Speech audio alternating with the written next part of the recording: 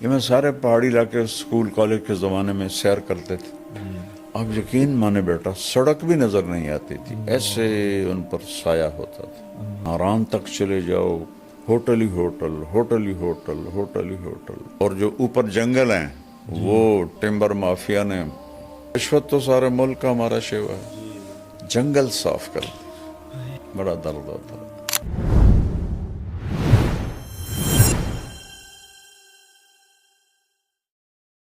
کہہ رہے مولانا صاحب آپ کے بہت چاہنے والے ہیں، پاکستان میں ہزاروں مساجد ہیں، بلکہ اگر لاکھوں بھی کہا جائے تو مبالغہ نہیں ہوگا. تو اگر آپ ان سے گزارش کریں اپنے انداز میں کہ اگر ہر مسجد اس کا اہتمام کرے کہ اپنے ارد گرد درخت لگائے تو ہم بہت بڑی خیر میں اپنا حصہ ڈال سکتے ہیں. بہت پیارا. اس نے سوال تو نہیں کیا، درخواست کی ہے، جی درخواست ماشاء اور اللہ. بہت ہی ضرورت ہے، بہت ہی اشد ضرورت جی ہے. ٹمبر مافیا نے ہمارے پہاڑ صاف کر دی. میں اسکول سے ہی مری سیر کے لیے ہم جاتے تھے، ذمہ داروں کے بچے تھے تو مفت میں مل جاتا تھا سب کچھ. تو بیٹا آپ یقین کریں کہ 69-71 تک تو میرا کالج کا دور ہے.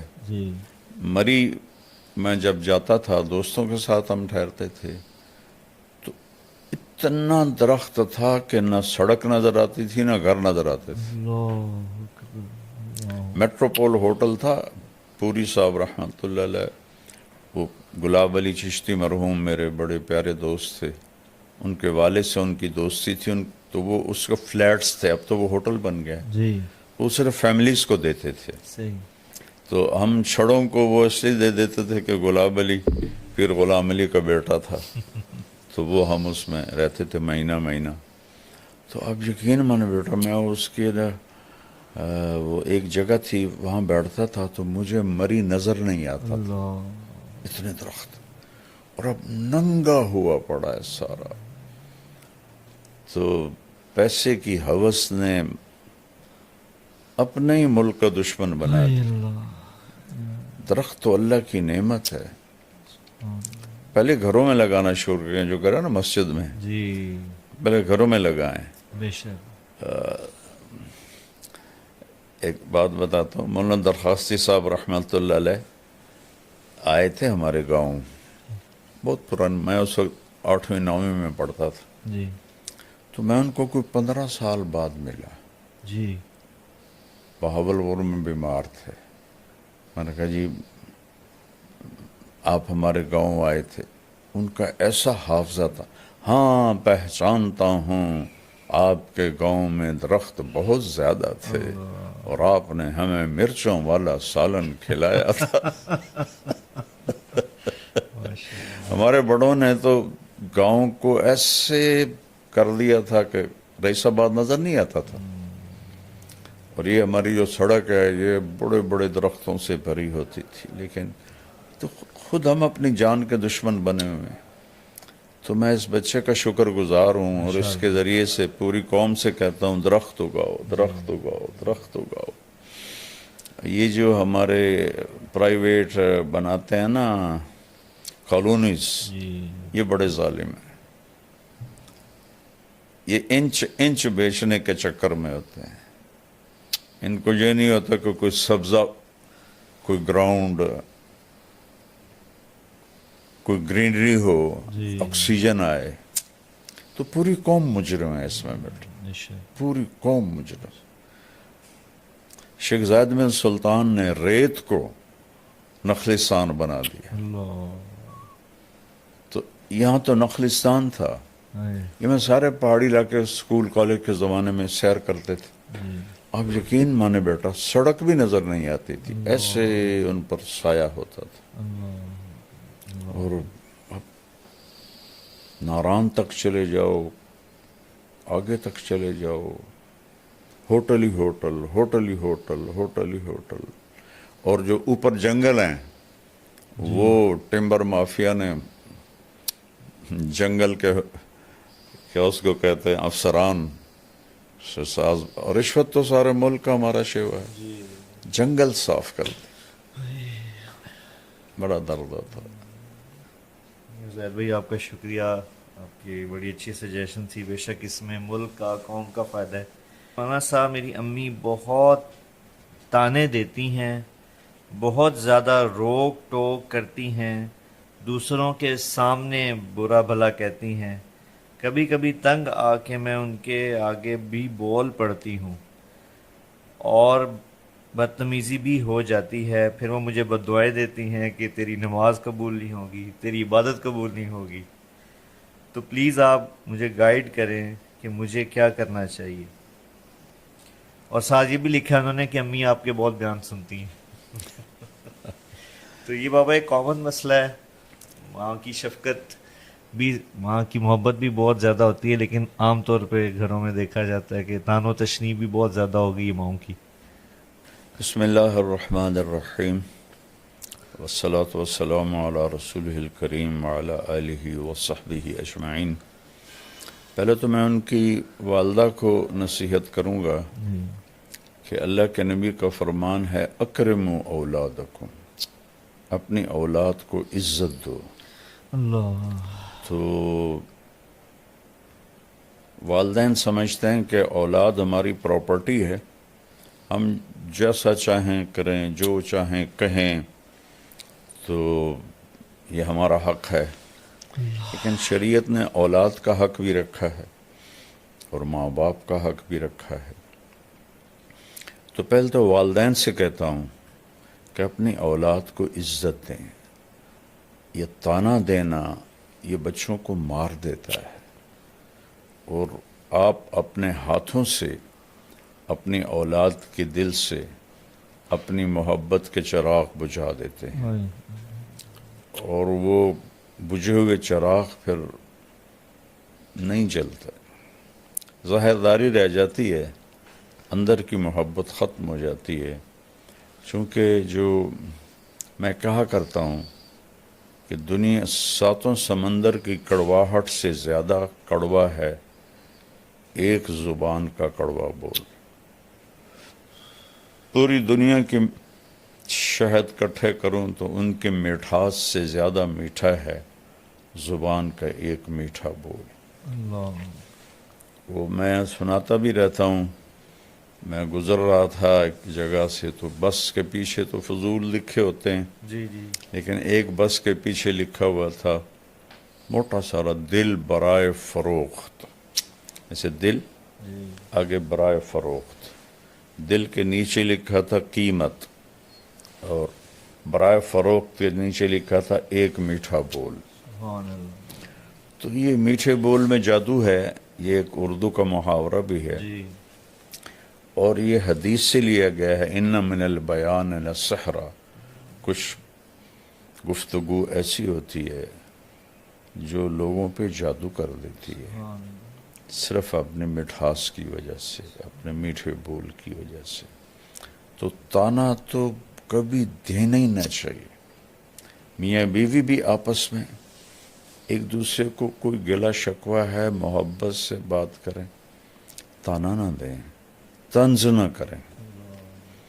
اور خاص طور پر چونکہ ہماری معاشرت ہندی ہے، ہندوستانی معاشرت ہے، اسلامی نہیں ہے، تو اکثر نوجوان بیویوں کو اس کے ماں باپ کے طعنے دیتے ہیں، بیوی کے ماں باپ کو برا بھلا کہتے ہیں، وہ بیچاری کٹ کے رہ جاتی ہے۔ بعضی لڑکیاں بھی بہت غلط زبان کی ہوتی ہیں، وہ بھی بہت نقصان پہنچاتی ہیں اپنے آپ کو بھی اور اپنے گھر کو بھی۔ تو اکرموا اولادکم، اپنی اولاد کو عزت دو۔ حضرت فاطمہ رضی اللہ تعالیٰ عنہ علیہ السلام، ان کا گھر اور اللہ کے نبی کا گھر ساتھ ساتھ تھا، تو اکثر آنا ہوتا تھا۔ جب بھی حضرت فاطمہ علیہ السلام سبحان خالی دستک دیتی تھی نا، تو آپ کہتے تھے یہ تو فاطمہ کی دستک، تو فاطمہ کی دستک۔ اتنا انس تھا کہ دستک تو کتنی دروازے پہ ہوتی، جی یہ تو فاطمہ کی دستک. ایک دم آپ کھڑے ہو جاتے. ایک کرسی بھی تھی آپ کے کمرے میں، بستر تھا، چارپائی، نیچے بیٹھے ہیں، کرسی پہ بیٹھے ہیں، چارپائی پر بیٹھے، آپ ایک دم کھڑے ہو جاتے تھے اور جا کے دروازے کے سامنے اپنی بیٹی کا ہاتھ پکڑتے تھے اور ان کا ماتھا چومتے تھے. پھر ہاتھ چھوڑتے نہیں تھے، ہاتھ پکڑے پکڑے آ کر پہلے بیٹی کو بٹھاتے تھے، پھر خود بیٹھتے تھے. تو ماؤں کو تو میں یہ کہتا ہوں، ایک دفعہ ایک لڑکے سے میں نے پوچھا، جاننے والا تھا، کہ یار تمہاری ماں تو بڑی نیک ہے اور بڑے وہ مصلے پر ہی بیٹھی ہوتی ہے، تو تم اپنی ماں سے دور دور کیوں رہتے ہو؟ کہا جی تانے بہت دیتی ہے. تو عبادت سے دل نہیں جڑتے، محبت سے دل جڑتے. تو بچی کو کہتا ہوں کہ صبر کر لے، کہ لا تقل لہما اف، ان کی زیادتی کو بھی برداشت کر لے تو اللہ مقدر سنوار دے گا، عزتیں بڑھا دے گا. اور میں پھر دوبارہ ماں سے کہتا ہوں، باپ سے کہتا ہوں، کبھی سب کے سامنے اولاد کو نہیں ڈانٹنا چاہیے، کبھی بھی نہیں ڈانٹنا چاہیے. آپس میں بھی کوئی جھگڑا ہو تو اولاد کے سامنے نہ کریں. مجھے واقعہ یاد آ گیا، ملتان سے ایک بچہ میرے پاس آیا، اب تو ماشاءاللہ وہ ڈاکٹر بن گیا ہے. اس نے پنجاب میں ٹاپ کیا تھا FSC میں. تو مجھ سے کہنے لگا، مولانا میں 2 دفعہ خودکشی کی کوشش کر چکا ہوں، اللہ نے بچا لی. میں نے کہا تم تو ٹاپر ہو، تم نے کیوں خودکشی کی کوشش کی؟ کہ میرے ماں باپ اتنا لڑتے ہیں آپس میں اور میرے سامنے لڑتے ہیں، تو اس سے دل برداشتہ ہو کر میں نے 2 دفعہ خودکشی کی اٹیمپٹ کی. تو اولاد کو بچائیں، اختلاف ہو تو ان کے سامنے بالکل بھی ایک دوسرے کے ساتھ بدتمیزی نہ کریں، برداشت کریں، الگ کمرے میں بات کر لیں، اور اپنی اولاد کو محبت کا اظہار کریں.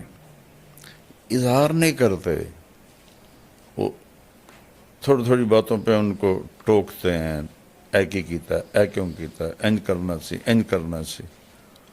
تو وہ کہ روبوٹ تو ہے نہیں کہ بھی ان کو آپ جیسے چاہیں ان کو گھسیٹتے رہیں. تو بیٹی سے بھی کہتا ہوں کہ چپ کر جایا کرے، جواب نہ دیا کرے، کیونکہ اللہ کا فرمان ہے لا تقل لہما اف، اف بھی نہ کرو. تو اس لیے صبر کرے تو زیادہ بہتر ہے، اور اللہ سے مانگے کہ اللہ اس کی ماں کا دل نرم کر دے. جی اگلا ہمارے ساتھ کامران بھائی ہیں. یہ کہتے ہیں کہ جی میری درخواست ہے کہ آپ ماشاءاللہ آپ کی جو نصیحت بیانات ہم بہت شوق سے سنتے ہیں، لیکن ایک بڑا اچھا ان کی سجیشن بھی ہے اور گزارش بھی فرما رہے ہیں کہ مولانا آپ کوئی اسپیشل بچوں کے لیے ایسی اصلاحی بیان کریں جس میں آپ آج کی نسل کے مطابق اردو بولیں. گویا کہ ان کا اشارہ جنزی کی طرف ہے. جی میری اردو تو بڑی سادہ ہوتی ہے. لیکن بابا میں ان کی سجیشن سے اتفاق کرتا ہوں اچھا، کہ واقعی آج کے جو ہمارے بچے ہیں وہ ان کو آپ جب اردو کا مطلب سمجھانا ہوتا ہے تو انگلش کا سہارا لینا پڑتا ہے. تو یہ واقعی آج کے جو ہیں شوق سے سنتے ہیں آپ کے بیانات بچے، لیکن یہ مسئلہ ہے کیونکہ انگلش میں تعلیم بھی ہے، سوشل میڈیا سارا انگلش میں ہے، تو آپ کی آسان اردو بھی ان کے لیے بعض الفاظ ان کے لیے مشکل ہوتے ہیں. میں تو بیٹا خود سوچ کے میں آسان لفظ لاتا ہوں کہ مجھے پتہ ہے کہ آگے جو بیٹھے ہوئے ہیں تو آج کل کی فصاحت، یہ فصاحت اسے نہیں کہتے کہ آپ عجیب و غریب الفاظ لے آؤ، فصاحت اسے کہتے ہیں کہ بات دل میں اتر جائے. آپ قرآن میں دیکھو کتنے آسان الفاظ، سبحان اللہ. یعنی جس کو ہم کہتے ہیں نا ربائی مزید فی، یعنی 4 حرفوں سے جو لفظ بنے وہ قرآن میں چند ہیں، سارے 3 لفظوں سے بنے، جس کو ہم مجرد کہتے ہیں، ثلاثی مجرد۔ میری کوشش ہوتی ہے، اب اس سے نیچے تو میں کر نہیں سکتا۔ ایک بابا یہاں پہ میں ذرا فنون ایک بات بتانا چاہوں گا آپ کے لیے بھی، ناظرین کے لیے بھی، کہ ہمارے اپنے جو بھانجے بھتیجے بچے، ان کا اسکول میں بھی امتحانات چل رہے ہیں سالانہ، تو ہمارے بھانجا وہ بتا رہا تھا کہ ایک سوال آیا، عجائب گھر اردو میں آیا کہ اس کا عجائب گھر کا مطلب بتائیں، تو وہ بتا رہا تھا کہ کلاس میں کسی بھی بچے کو عجائب گھر کا نہیں پتا تھا، کسی نے لکھا مینٹل ہاسپٹل، کسی نے کچھ جواب لکھا ہے، وہ بتا رہا تھا کہ 99% تقریباً جواب غلط تھا بچوں کا۔ تو یہ میں آپ کو بابا لطیفہ بھی ہے اور اردو کی سطح بھی بتا رہا ہوں کہ عجائب گھر کا مطلب بھی بچوں کو آج کے نہیں آتا جی۔ یہ تو ہمارے بیٹے پالیسی بنانے والوں کا ظلم ہے جی جی کہ بھلا کبھی کوئی قوم پرائی زبان پہ بھی ترقی کرتی ہے؟ یہ غلامی ہے، انڈیا، پاکستان، بنگلہ دیش، یہ سب غلامی سے نہیں نکلا۔ آج تک ہمارے عدالتوں کی لینگویج انگریزی ہے، بتاؤ۔ چائنا نے انگریزی سیکھی ہے، جاپان نے انگریزی سیکھی ہے، تائیوان نے، کوریا نے انگریزی سیکھی ہے۔ اپنی زبان میں بچوں کو ماہر کرنا چاہیے۔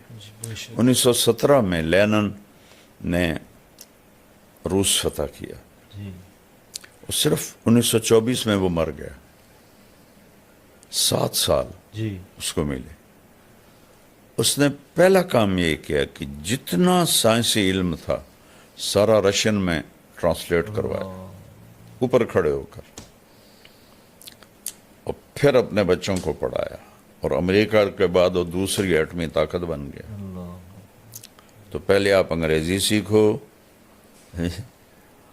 اردو کو انگریزی میں بدلو، پھر انگریزی کو سمجھو۔ یہ تو بچوں کو